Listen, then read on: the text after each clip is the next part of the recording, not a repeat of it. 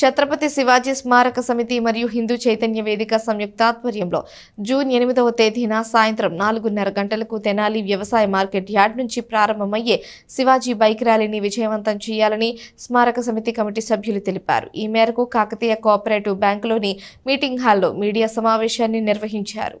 June 8వ తేదీన తెనాలి పట్టణంలో పెద్ద ఎత్తున శివాజీ బైక్ ర్యాలీ నిర్వహిస్తున్నట్లు ఛత్రపతి శివాజీ స్మారక సమితి మరియు హిందూ చైతన్య వేదిక సభ్యులు తెలిపారు. స్థానిక కొత్తపేటలోని ది కాకతీయ కోఆపరేటివ్ బ్యాంకులో గల మీటింగ్ హాల్ నందు జరిగిన మీడియా సమావేశంలో స్మారక సమితి కార్యనిర్వాహక అధ్యక్షులు మైలా హరికృష్ణ మాట్లాడుతూ జూన్ 8న పెద్ద ఎత్తున తలపెట్టిన శివాజీ బైక్ ర్యాలీని విజయవంతం చేయాలని కోరారు. ఇందుకు సంబంధించి కరపత్రాలు కూడా పంపిణీ చేయడం జరిగిందని చెప్పారు.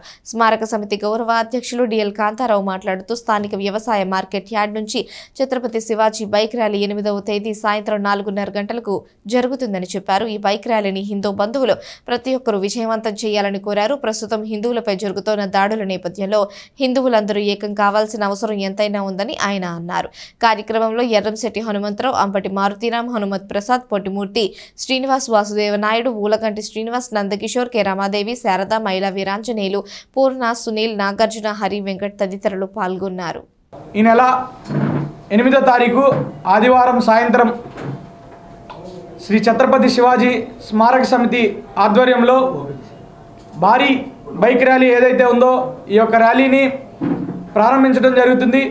ఈ యొక్క ర్యాలీలో నగర ప్రజలు అదేవిధంగా హిందూ బంధువులందరూ ఎవరైతే ఉన్నారో వీరందరూ ఈ యొక్క కార్యక్రమంలో పాల్గొని జయప్రదం చేయాలని చెప్పి ఛత్రపతి శివాజీ స్మారక సమితి ఆధ్వర్యంలో రేపు 8వ తారీఖున బైక్ ర్యాలీ భారీ ఎత్తున జరుగుతుంది.